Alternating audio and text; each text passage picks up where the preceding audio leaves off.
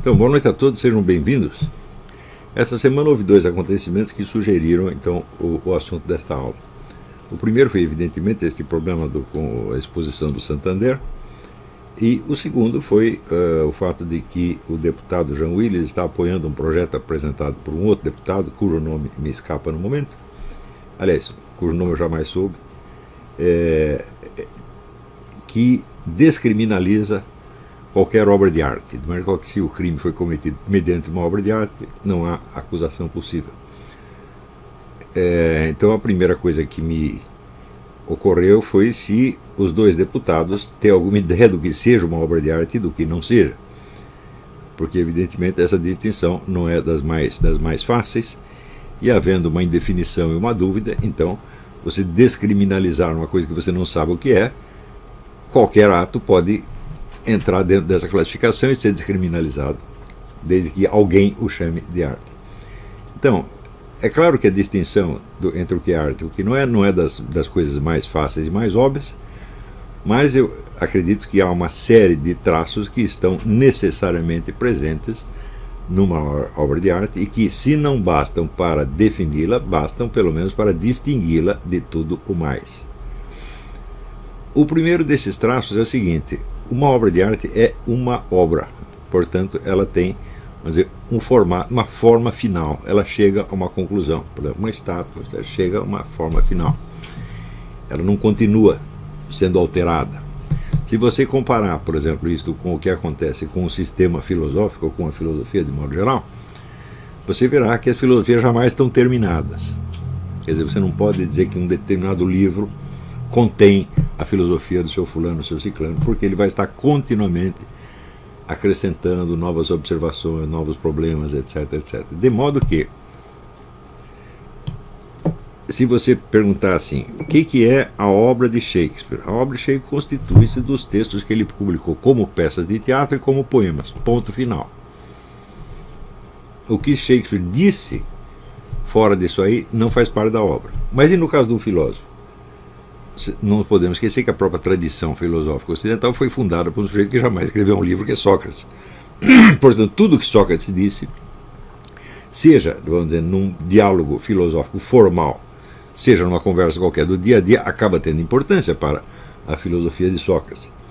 Então isso quer dizer que a filosofia não é jamais uma obra. A filosofia é uma investigação da qual algumas partes se expressam e se cristalizam em obras escritas, mas uma boa parte não. Tá certo? Daí que, para o estudo de uma obra filosófica, tudo o que um filósofo escreveu ou disse acaba tendo importância, inclusive correspondência pessoal, conversações que alguém lembrou e assim por diante. Então, mas no caso da obra de arte, não. A obra de arte ela tem, vamos dizer, um formato fechado e terminado, encerrado. Mesmo que seja uma obra de arte que se desenrole no tempo, como por exemplo uma peça de teatro. Peças de teatro chegam à sua conclusão. O que o autor possa ter falado fora do texto da peça não faz parte dela e não contribui para o julgamento dela, para a compreensão e julgamento dela. Claro, algum dado biográfico pode ser usado secundariamente para a análise do sentido da obra, mas é sempre uma coisa secundária. Isso não pode jamais se substituir ou ser nivelado àquilo que está dentro da obra. Isso quer dizer que, no caso de um poeta, de um dramaturgo, a noção de obras completas é perfeita, e no caso de um filósofo, não. Você vê, se você pegar as obras de Edmund Husserl ele sabia taquigrafia, então quer dizer, ele escrevia na velocidade que ele pensava. E sobraram, quando ele morreu, 40 mil páginas taquigrafadas, o que dá mais ou menos umas 120 mil páginas transcritas. Isso não acabou de ser publicado até hoje, de maneira que o futuro ainda pode reservar algumas surpresas com relação ao sentido último da filosofia de Edmund Husserl. Não se pode conceber isso no caso de uma obra de arte, que o sujeito fez uma estátua, e você fica esperando que depois da morte dele, né, apareça algo que vá complementar a estátua. Isso não faz o menor sentido. Ou uma peça de teatro. Claro que o indivíduo pode ter uma segunda versão da peça escrita, mas a segunda versão também terá de estar completa. Então a noção da arte vem inevitavelmente ligada à noção da forma. Tá certo? Segundo traço, essa forma é uma forma física, né? Visível e sensível, o que não é a mesma coisa de uma filosofia. Numa filosofia se distingue entre a obra escrita ou publicada ou inédita, mas escrita, e o que nós chamamos de filosofema, que é a ordem interna daqueles pensamentos, que é uma coisa puramente abstrata, não tem existência física. O filosofema não é publicado, ele é o conteúdo, vamos dizer, teorético daquilo que está ali, e que pode evidentemente ser expresso com outras palavras que não aquelas que o autor usou, e às vezes até melhor do que ele se explicou, tá certo? Então, uma filosofia pode ter uma existência imaterial, uma obra de arte jamais. Se você pensar assim, bom, e os poemas que Shakespeare pensou e não escreveu? Digo, não fazem parte da obra de Shakespeare. Mas aquilo que Edmund Husserl pensou e não escreveu, faz parte sim, porque você vai ter que adivinhar aquilo. Vocês viram, eu mesmo dei um exemplo disso no livro sobre Aristóteles, certo? Teoria dos Quatro Discursos, onde eu puxo de dentro da filosofia de Aristóteles uma teoria que ele não escreveu em parte alguma, mas que está implícita, está exigida pela lógica interna dos seus escritos. Ele nunca disse que a poética, a retórica, a dialética e a lógica são variantes de uma mesma ciência. Ele nunca disse isso, tá certo? Quem foi dizer foi Avicenna e Santo Tomás, muito tempo depois, mas se limitaram a observar isso de passagem, da onde justamente eu tirei a dica para estudar o assunto e descobrir qual era essa unidade por trás. Então, essa unidade ela não faz parte da obra de Aristóteles, mas faz parte da sua filosofia. Estão entendendo? Então, por exemplo, é uma parte imaterial da filosofia de Aristóteles. Numa obra de arte, isso não faz o menor sentido. Quer dizer, aquilo que não alcançou de uma forma visível, audível ou tocável, tá certo? Não faz parte da obra de arte de maneira alguma. Não é isso?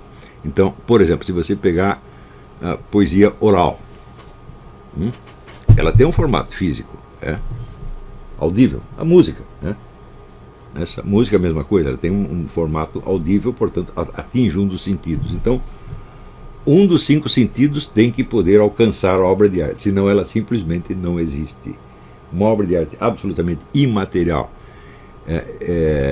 estranha aos 5 sentidos, não é concebível. Tá certo? Então nós temos esses dois traços que são inconfundíveis. Primeiro, a obra de arte tem uma forma acabada. Tá certo? Mesmo que ela esteja realmente interminada, como você pega a famosa Sinfonia Inacabada de Schubert, tá certo? O formato que ela tem é o formato em que o autor a deixou. O que você tem é aquela parte inacabada, o resto você não sabe o que é. Portanto, você não vai poder julgar esteticamente esta obra com base nas partes faltantes. Só pode julgar com aquilo que está dentro da forma. Em segundo lugar, essa forma tem que ser uma forma física, visível, audível, tocável, ou alcançável pelos 5 sentidos de algum modo. Estas observações nos levam a uma conclusão. Se o que define a obra de arte a distingue, por exemplo, da filosofia ou da teologia, teologia é a mesma coisa, tá certo? Por exemplo, a teologia de Lutero, uma boa parte do que se sabe do pensamento de Lutero é o chamado table talk, quer dizer, conversações à mesa. Quer dizer, ele estava falando, conversando durante o almoço, alguém lá tinha a ideia de anotar. Ou as famosas conversações de Eckermann com Goethe, tá certo? Quer dizer, você conhece muito do pensamento de Goethe, não da sua obra de arte literária, mas do seu pensamento científico e filosófico. Ele era um filósofo, um cientista também. Você conhece a partir dessas conversações, tá certo? E da teologia de Lutero, sem o table talk você não entenderia muita coisa que Lutero está dizendo. Também, isso não quer dizer que esse table talk faça parte da sua obra publicada, não. Tá certo? É uma coisa que veio de fora. Na arte isso é absolutamente inadmissível. Então, se você assiste uma peça, essa peça está ruim, mas daí você ouve alguém dizer que, mas fora, depois de estreada a peça, o autor teve uma ideia para completá-la assim, o assado, e me disse isso assim. Isso não vale, não conta na apreciação da obra. Só conta aquilo que está definitivamente contido na forma final da obra. Isso quer dizer que o que define uma obra de arte, pelo menos não sei se define completamente, mas o que a distingue de outras manifestações do espírito humano é exatamente o fato de que ela consiste numa forma, não apenas que ela tem uma forma. Uma filosofia também tem uma forma, só que pode ser uma forma imaterial. Mas a presença de uma forma fisicamente alcançável é o que define a obra de arte. Portanto, nós dizemos, a forma é a finalidade da obra de arte. Né? Se não chegou à forma, não tem obra de arte nenhuma, tem apenas uma ideia, um projeto, tá certo? E, nesse sentido, até eu poderia me considerar o maior músico de todos os tempos, porque eu já inventei um monte de melodias na minha cabeça, eu não sou capaz de escrevê-las, tá certo? Então, Bach perto de mim é Pinto. Só que é o seguinte, eu não compus nada, ele compôs. Então, a noção da forma é absolutamente essencial para a obra de arte. Ora, esta forma contém muitos elementos, tá certo? Se você pegar, por exemplo, pega o livro do filósofo polonês Roman Ingarden, Obra de Arte Literária, onde ele faz uma fenomenologia da obra de arte literária, e ele a descreve como composta de várias camadas. Tá certo? A primeira camada, evidentemente, uma camada física, você tem um papel impresso. Se não tem o papel impresso, então não chega a ser uma obra de arte literária. Dentro desse papel você tem sinais gravados, tá certo? Que representam palavras de uma língua. Então você tem uma camada verbal. Em cima dessa camada verbal, você tem o mundo dos objetos, fatos e situações a que essas palavras se referem. E em cima disso você tem a concepção geral do mundo que o artista botou ali. Então,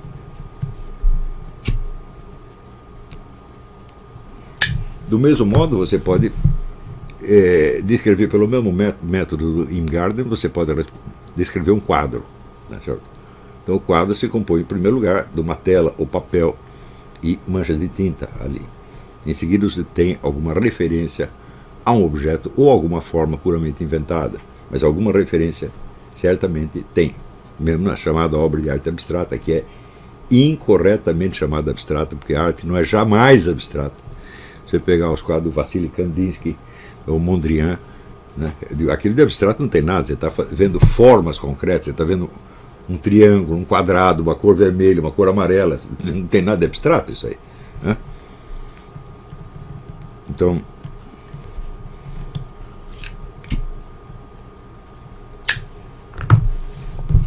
isso quer dizer que se aquilo que define a obra de arte, que a distingue, é a forma, então a forma é o elemento mais importante dela. Os elementos que a compõem materialmente pode ser qualquer coisa. Você pode, por exemplo, fazer, um pintor pode pintar uma obra de arte baseando-se no modelo de uma mulher lindíssima, ou dos anjos que ele viu numa visão celeste. Mas ele pode fazer um belíssimo quadro mostrando, por exemplo, um pedaço de carne podre. Porque a beleza não está na carne, está na forma. Né? Então é a representação que é bela e não o seu objeto. O objeto pode ser horrível. Mas, se você pegar, por exemplo, espécie de Titus Andrônicos, é só sangueira do começo até o fim, não tem nada de bonito ali, mas a obra de arte não está no conteúdo fático aludido, ela está na forma final. Então, uma bela representação de uma coisa feia é obra de arte, evidentemente, né? Se a forma é que é o essencial, então acontece que todo o conteúdo, ou seja, conteúdo chamado de conteúdo, a alusão da obra de arte a coisas do mundo real ou imaginário. Então o conteúdo está submetido à forma, ele não vale por si, ele nada significa por si, ele só significa dentro daquela forma que o artista lhe deu. Essa forma então implica uma interpretação estética dos fatos aludidos, ou do conteúdo aludido. Ora, o predomínio da forma é tamanho, que as ideias e convicções do artista não pesam em absolutamente nada para a apreciação da obra de arte. Ou seja, você não precisa ser um protestante para você apreciar a música de Bach. Embora ele tenha feito muita coisa sob inspiração do protestantismo. Não é isso? Você não precisa ser um católico para você apreciar o canto gregoriano. Você não precisa ser, vamos dizer, também não precisa ser católico para você apreciar Dante, o poema de Dante, tá certo? Você não precisa ser um comunista para você apreciar os romances dos grandes romancistas soviéticos como Maximo Gorky e Mikhail Solokhov. Então realmente são grandes obras de arte, né? E assim por diante. Isso quer dizer que o conteúdo das ideias e a referência aos fatos está submetido a uma consideração maior que a da forma. Então esta forma absorve esteticamente os vários conteúdos e os subordina. E é por isto mesmo que a apreciação da obra não depende do seu conteúdo, e sim da forma com que ela articula esses conteúdos. Estão entendendo isso? É justamente isso que permite que grandes obras de arte tenham interpretações filosoficamente, ou moralmente, ou teologicamente opostas. Se você lê, por exemplo, os estudos do Georg Lukács, que é um filósofo marxista, sobre Dostoiévski, e depois você lê os do Nikolai Berdyaev, que é um filósofo cristão, sobre o mesmo assunto, você vê que existem motivos absolutamente opostos para você apreciar a obra de Dostoiévski, porque a forma absorveu os conteúdos e ela tem uma existência própria. Estão entendendo isso aqui? Do mesmo modo, se você pega os poemas de Baudelaire, Baudelaire é aparentemente um poeta satanista, tá certo?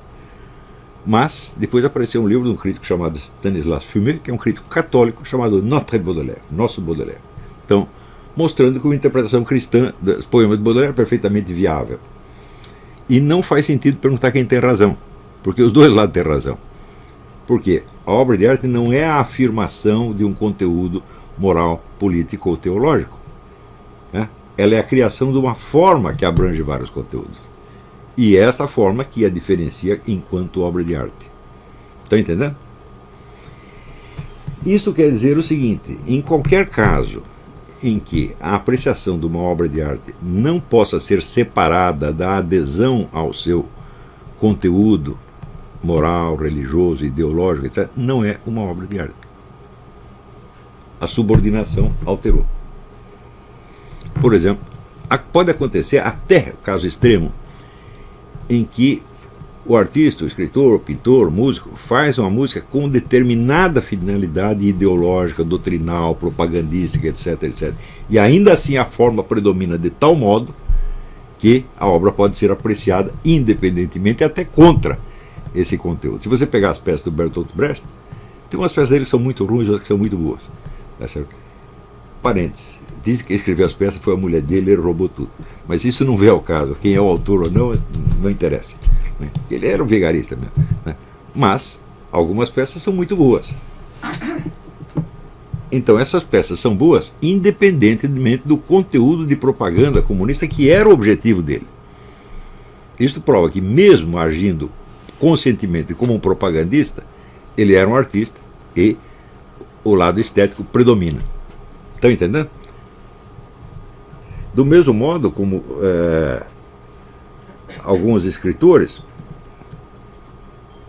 podem ter escrito obras com uma finalidade propagandística ou ideológica, mas não conseguiram fazer a forma predominar suficientemente. É o caso, por exemplo, dos romances de Émile Zola. Émile Zola tinha toda uma cosmovisão cientificista, materialista da realidade, e ele escrevia os livros para transmitir essa ideia. Em alguns, que são livros muito bons, a forma predomina, se diz, é uma obra de arte. Nos outros, ele fala, não, isso aqui é só propaganda barata de uma ideologia da época. Está entendendo? A separação entre o conteúdo, vamos chamar de ideológico, com ideológico estou querendo resumir tudo aqui, religioso, moral, filosófico, político, etc., etc. A possibilidade de separar entre o conteúdo político, entre a intenção política, publicitária, ideológica e a forma, é o que distingue a obra de arte de tudo mais. Onde esta separação não for possível, você está diante de um fenômeno de outro tipo, que não é obra de arte, que é, vamos dizer, uma obra de propaganda, uma obra ideológica, uma obra de pregação religiosa, etc., que utiliza instrumentos da obra de arte, de uma obra de arte, mas subordinando-os à finalidade principal, que é ideológica. Se essa subordinação for demasiado evidente, então evidente não é uma obra de arte e não pode ser julgada como tal. Ela é um outro tipo de fenômeno que tem que ser julgado, por exemplo, dentro da história das ideias, ou história da política, ou história cultural, etc., etc., mas não é obra de arte. Então,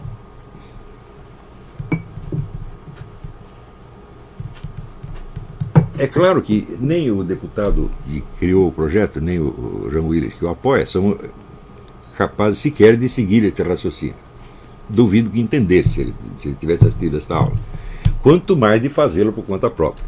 Embora esse raciocínio que eu estou explicando não seja novidade nenhuma. Se você pegar, vamos dizer, a história da filosofia da arte, a história da estética, você vai ver que essas ideias circulam aí há séculos e elas são mais ou menos um consenso. Então isso quer dizer que, supondo-se que esta lei fosse aplicada, então toda a obra de arte está descriminalizada. Então torna-se absolutamente imprescindível e urgente distinguir em cada caso se é uma obra de arte ou se é outra coisa. Não é isso?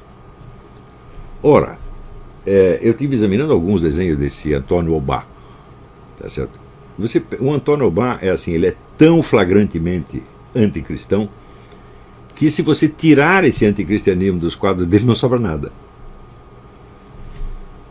Então isso quer dizer, ele é um pintor, tem uma certa destreza, ele tem uma habilidade, mas o que ele está fazendo não é uma obra de arte, de maneira alguma. É uma obra ideológica.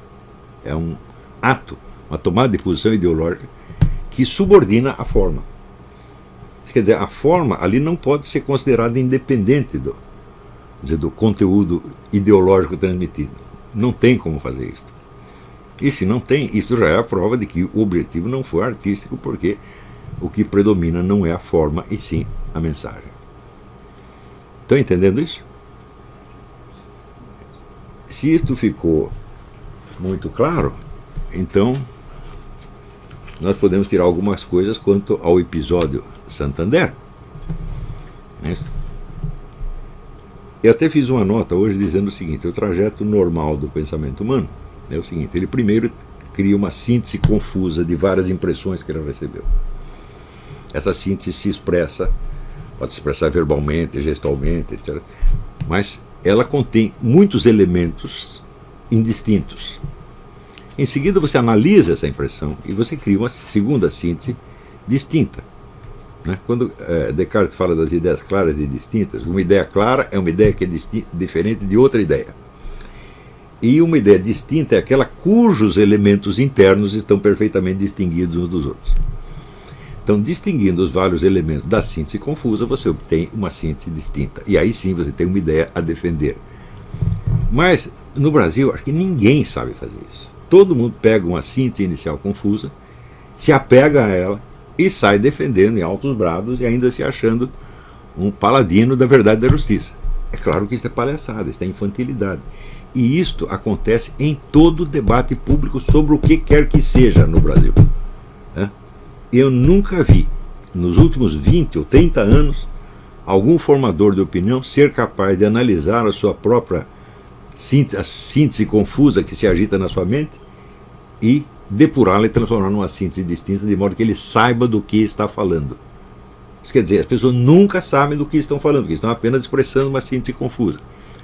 No caso da exposição do Santander, a primeira síntese confusa foi expressa naquele vídeo daquele rapaz lá do Rio Grande do Sul, que ficou chocado com os desenhos ali de crianças, meninos travestidos, cenas de zoofilia, etc. E já saiu falando, dizendo que aquilo era uma apologia da pedofilia. Ora, a apologia da pedofilia, segundo o Estatuto da Criança e do Adolescente, exige a seguinte condição: é preciso que um quadro, um desenho, uma fotografia ou qualquer outra representação de um ato sexual envolvendo crianças seja exibido a crianças. Dos quadros que eu vi ali no Santander, nenhum atendia esta condição. Se você mostrar um ato sexual entre pessoas adultas, mostrar uma criança, você não está enquadrado no artigo 241 do Estatuto da Criança e do Adolescente. Então você pode achar que isso é uma imoralidade, mas não tem crime. Então, acompanhando daqui, esta distinção escapou perfeitamente ao horizonte dos primeiros que ficaram chocados com o negócio. Então, somando tudo, o único crime que havia na exposição do Santander, não estou dizendo a única imoralidade, a única coisa chocante, a única coisa revoltante, a única coisa que diga de embrulhar o estômago. Não, tudo ali era digno de embrulhar o estômago. Tá certo? Tudo era chocante e revoltante. Mas ser chocante e revoltante não é um crime. Não tem uma lei que proíba. Se tivesse essa lei, eu já estaria preso há muito tempo. Porque eu vivo dizendo coisas chocantes e revoltantes. Então, às vezes até de propósito, para fazer doer. Então, por exemplo, outro dia eu disse que todos os comunistas do mundo são cúmplices do genocídio soviético. Baseado no que eu disse isso? Eu não justifiquei. Eu disse para chocar em primeiro lugar. Se a pessoa disser, mas está exagerando, não, daí eu puxo lá a jurisprudência dos tribunais internacionais que reconhece a cumplicidade ex post facto. Por exemplo, se o negro faz propaganda nazista hoje, ele é retroativamente, está apoiando retroativamente um crime já cometido. Então ele é culpado também. E isso, evidentemente, quando você conhece o que foi, vamos dizer, o Gulag, a rede de campos de concentração soviéticos, você vê que aquilo foi uma coisa muito pior do que o Hitler jamais chegou a conceber. Mas muito pior. Em primeiro lugar, pelo número de pessoas. Que chegou até ali 45 milhões de pessoas presas ao mesmo tempo. Tá certo? A mortalidade nos campos de concentração soviética era na base de 50% por ano. De maneira que tem que continuamente aprendendo mais gente para mandar para lá. Todos esses eram campos de trabalho forçados. E calcula-se, o próprio governo soviético calculava que 18% da mão de obra soviética era trabalho escravo. Outros economistas dizem que era 25%. Então, foi o maior caso de escravidão que ocorreu na história do mundo.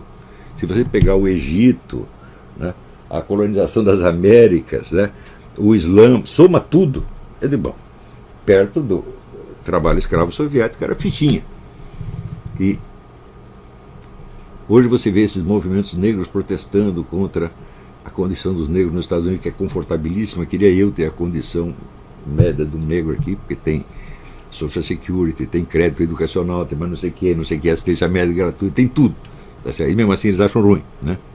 Então, mas esses movimentos negros todos têm inspiração comunista, então são todos cúmplices retroativos do maior caso de escravidão que já houve no mundo.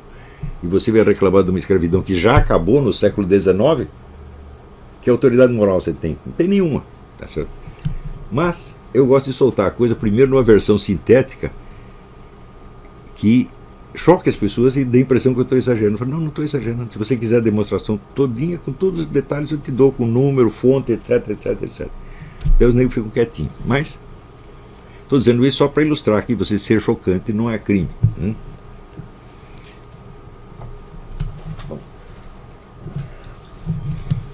Então, os primeiros protestos que se levantaram contra a exposição do Santander foram pura síntese confusa, misturando o que é pura imoralidade com o que é crime e com o que é indução a um crime. Mas havia um único ponto onde o crime era insofismável, que era o ultraje à culpa. Praticado ali várias vezes, tá certo? Com a caricaturação de Nosso Senhor Jesus Cristo, de Nossa Senhora, tá certo? E sobretudo com as hostes escritas bom de palavrão. Ora, se o sujeito fizesse uma cena de pedofilia, desenhasse uma cena de pedofilia, isso não configuraria apologia da pedofilia, porque a representação pictórica de um objeto não significa necessariamente adesão a esse objeto. Por exemplo, se você escreve um livro descrevendo a vida no Gulag, isso não quer dizer que você é um apologista do Gulag. É isso? Se você descreve, sei lá, um estupro, um aborto, é uma representação literária ou pictórica, não quer dizer que seja contra ou a favor. Talvez possa ser interpretado das duas maneiras, dependendo do espírito do freguês. A obra de arte tem essa característica que chama a sua polissemia. Ela pode significar, transposta do plano estético para o plano ideológico, moral, político, ela pode significar várias coisas diferentes para pessoas diferentes. E isso é uma característica fundamental da obra de arte. Se ela não é polissêmica, não é uma obra de arte. Se ela significa uma e uma só coisa e só pode ser interpretada daquele jeito, então acabou. Isso aí é filosofia, é teologia, é propaganda, é qualquer outra coisa, mas não é uma obra de arte. Então, no caso, este desenho das hóstias, ele não estava representando um crime, ele o estava cometendo. Ele não mostrou um sujeito escrevendo palavras nas hóstias, ele mesmo escreveu. Portanto, o crime se consuma no ato de desenhar aquilo. Está entendendo? E no ato de exibi-lo, também é crime. Então, ali não tinha dúvida, não tinha a menor possibilidade de dúvida.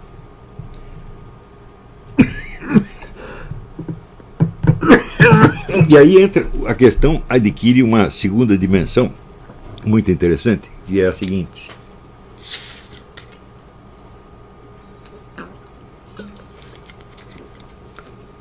Ao sair berrando contra a exposição, com base na sua síntese confusa, os cristãos, conservadores, etc., criaram uma pressão popular em cima dos artistas, da exposição e do banco. Não é isso? E estes começaram a se queixar de ser vítimas de censura. Ora, o que faz uma lei de censura? Um departamento de censura de versões públicas. Ele permite ou proíbe a exibição de certos espetáculos, de certas obras, etc. Isso é tudo o que ele faz. O departamento de censura não pune ninguém. Ele não tem alcance penal. Ele literalmente faz apenas a censura. Ora, no caso, a imputação criminal e o desejo de censura vieram juntos, misturados. De modo que o aspecto penal ficou em segundo lugar, quando ele era a única coisa importante e a única coisa verdadeira. Está entendendo? Agora, o pessoal da direita brasileira é assim mesmo. Na cabeça de todos eles só existe síntese confusa. As pessoas não têm formação intelectual para fazer uma análise e distinguir alhos de bugalhos. Ninguém tem. Ninguém. Quando eu digo ninguém, é ninguém.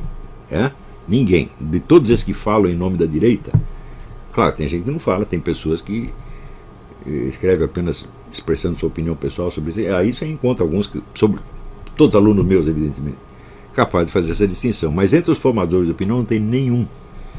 Isso quer dizer que toda a questão no Brasil está à mercê de idiotas, despreparados, incapazes, palpiteiros, vigaristas, e isto é uma calamidade. Porque nada pode ter enquadramento racional, e muito menos uma solução racional. Não é isso? E no instante em que um ato de censura é confundido com o enquadramento penal de um crime, eu digo, meu Deus do céu. Eu, quando tinha 12 anos, eu já sabia a diferença entre o que é o Departamento de Censura de Versões Públicas e o que é o direito penal. Eu sabia isso. Talvez porque meu pai fosse advogado. Para mim, isso era meio. Uma coisa é você proibir a exibição do filme, outra coisa é você botar seu diretor na cadeia. Se você puser o diretor na cadeia só porque você achou que o filme dele é imoral, ou é subversivo, etc., etc., então ele é um prisioneiro político, evidentemente. E aí você entrou já num procedimento ditatorial. Mas a coisa é totalmente diferente quando a obra em si constitui um crime. Então é um enquadramento penal, não tem nada a ver com censura. Está entendendo? Se uma obra foi censurada, ela não é exibida.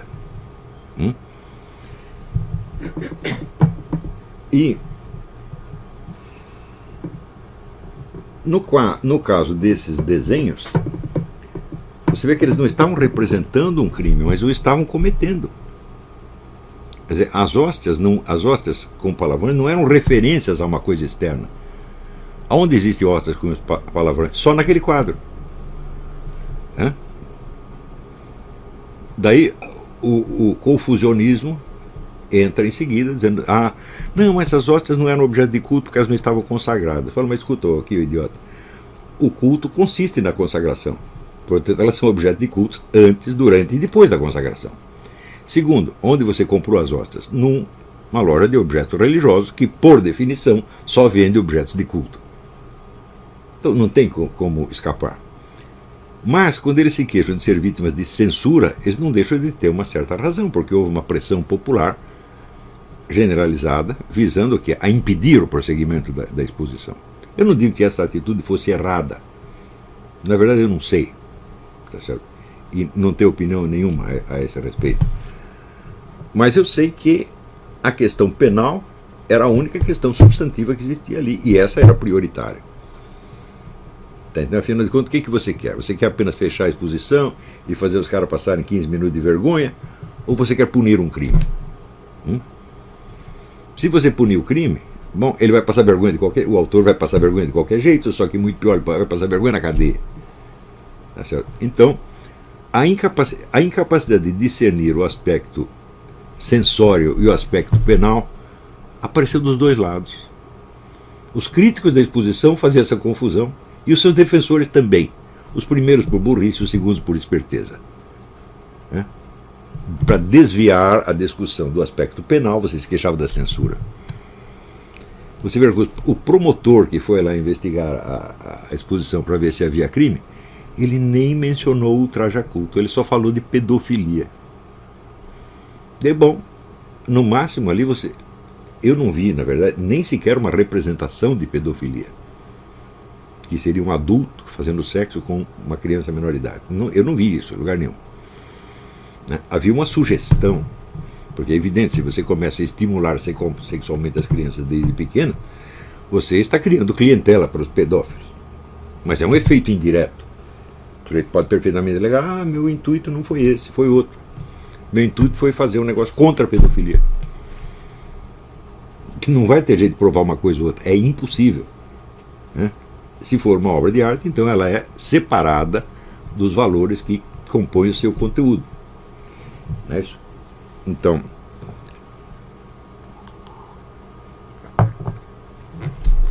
você desenhar um elefante não é fazer apologia dos elefantes. Desenhar um animal qualquer, você pode odiar o animal, você pode desenhar uma aranha, por exemplo, sei lá, um escorpião. Não é isso?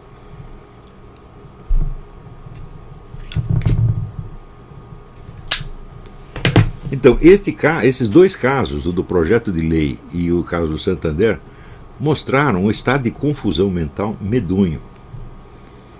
De fato, as pessoas que eram contra a exposição, até certo ponto, elas conseguiram o seu objetivo, mas que se tornou involuntariamente um objetivo de censura, quer dizer, fechar a exposição. Mas se você fechou a exposição e o crime saiu impune, você não conseguiu o que você queria. Você conseguiu uma outra coisa que você nem tinha pensado. Está entendendo? Tudo isso que eu estou dizendo para vocês nesta aula é óbvio e autoprobante, e eu não vi até agora ninguém entrando no mérito desta questão. Quer dizer, nós estamos a fim de censurar uma imoralidade ou de punir penalmente um crime. Por incrível que pareça, vamos dizer, a única coisa séria mesmo, perigosa, foi o crime que foi cometido. E esse está passando impune até o momento, porque ninguém o destacou, ninguém fez disso o centro da discussão. Está entendendo? Um tempo atrás, um grupo cristão processou o programa Porta dos Fundos por causa de uma paródia cínica que fizeram a respeito da religião. O programa foi absolvido pelo juiz. Por quê?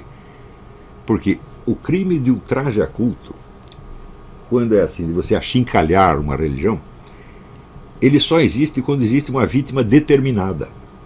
Não se trata de achincalhar a religião em geral, mas a religião de determinada pessoa. Tá entendendo? Eu pego um indivíduo e o reduzo ao ridículo por causa da religião dele. Aí é crime. Agora, o segundo caso de ultraje a culto, que é o vilipêndio de objeto de culto, não implica que haja uma vítima determinada. Se você vilipendiou um objeto de culto da religião tal, tal, você ofendeu todos os membros dessa religião. E isso é crime também. E o terceiro caso, previsto na lei, é o de interrupção de um culto religioso. Como, por exemplo, as duas lésbicas que invadiram a igreja do pastor Feliciano e foram lá se beijar na frente, lá na frente. O pessoal diz, não, mas isso é uma imoralidade, tem que ser punido. O que foi punido não foi a imoralidade, foi a interrupção do culto. Se elas interrompessem, tá certo? Vamos supor, eu sou um católico, eu vou lá, interrompo o culto do pastor Marco Feliciano para fazer propaganda da minha igreja. Não tem nada de imoral nisso aí, mas é crime. Porque o crime está na interrupção do culto. Tá entendendo? Se as duas fossem lá vestidas de filha de Maria, tá entendendo? Interrompesse o culto, seria crime do mesmo jeito. Agora, na síntese confusa que a pessoa faz na cabeça dela, está tudo misturado. Imoralidade, crime, censura. Mas o que é isso? São 200 milhões de habitantes no país e você não consegue ter uma discussão decente sobre o que quer que seja. Então, eu acho que esse é um problema muito maior do que a exposição do Santander e de que tudo que o deputado Jean Ui possa fazer durante a sua porca vida, tá entendendo? Eles não conseguem ter a gravidade de uma coisa destas. Porque isso aí é a garantia de que nenhum problema jamais será analisado racionalmente e muito menos resolvido de maneira decente.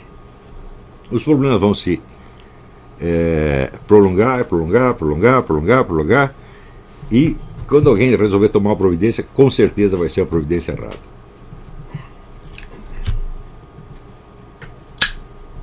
Um outro caso que acontece, vamos dizer, é o da famosa intervenção militar. Então, se você pegar uma das pessoas e dizer, olha, como é que é uma intervenção militar? Como é que se faz? Então, os militares simplesmente vão lá, prendem todo mundo e dizem, agora quem manda aqui somos nós. E elas fazem isso sem ter a menor ideia do que vão fazer no dia seguinte. Qual é o primeiro decreto que você vai assinar? O que você vai fazer com a política econômica? O que você vai fazer com as relações exteriores? O que você vai fazer com o controle da opinião interna? O que você vai fazer com os partidos políticos existentes? O que você vai fazer com os movimentos de protesto, etc, etc. Se você não tiver tudo isso planejado, não tem golpe militar, meu filho. Não tem intervenção militar. Então, até lembrei as pessoas, quando estava em discussão isso aí, falei, olha, a preparação da intervenção militar de 64 levou 2 anos. E não foi só militar que participou. Eles conseguiram o apoio de toda a mídia, de praticamente todo o parlamento, do Supremo Tribunal Federal e de toda a opinião pública, antes de intervir. Agora, vamos pensar assim, quantos jornais e canais de televisão hoje apoiariam uma intervenção militar? Nenhum. Quantos membros do parlamento apoiariam uma intervenção militar? O Bolsonaro. E mais ninguém. Então, quantos governadores de estado apoiariam? Porque naquela época mais de metade dos governadores estava apoiando. Ninguém. A Igreja Católica foi fundamental no golpe de 64. Ela em massa apoiou a intervenção. E hoje ela apoiaria? Então, fala, bom, se falar em intervenção militar, é quase propor um suicídio. Segundo, no plano internacional, na época havia uma certa tendência aos golpes militares. Por quê? Porque as guerrilhas estavam crescendo velozmente no continente, e os Estados Unidos viam com bons olhos qualquer coisa que se fizesse contra elas. É esta mesma situação internacional hoje? Não. Você não teria apoio internacional nenhum. Você seria condenado na ONU, no Tribunal de Haia, no Parlamento Americano, no Parlamento Europeu, em tudo quanto é lugar. Então você estaria sozinho contra o mundo sem apoio interno e externo. Você só teria apoio do povão, da massa solta e disseminada, a massa totalmente desorganizada. Eu falo, ninguém analisou isso. Eu só vi gente falando contra e a favor. Eu digo, eu não estou falando nem contra nem a favor, estou tentando entender o que é. e como se faz. Né? Agora, você quer fazer um negócio, você não quer saber como se faz. Então o que você é? Você é um louco, um palhaço. Tudo que você fala assim é um flatus vocis, um peido verbal, para falar a verdade. A tradução correta de flatus vocis é esse. A palavra flatus só senadores e deputados usam, eu não uso. Então, só pessoas importantes. Eu que sou o Zé Mané, eu digo as coisas com um nome mais popular, e mais exato. Então a pergunta é, meu senhor, até quando nós vamos continuar essa loucura?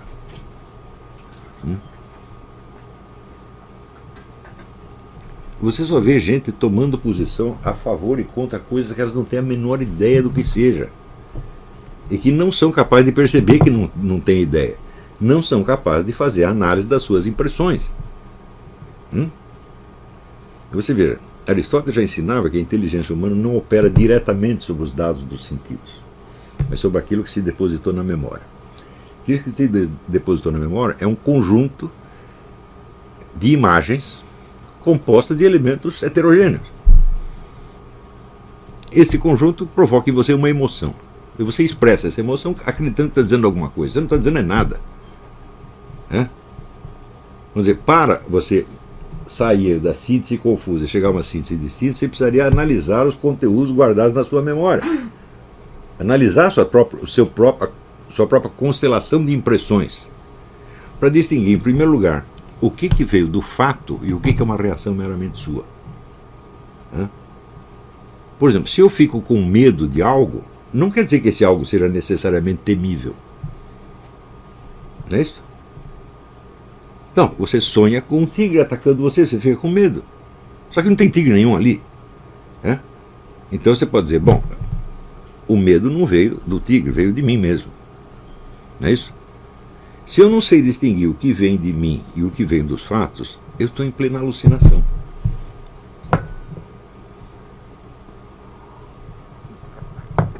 Então, eu digo o seguinte, o Brasil só tem um problema, é esse.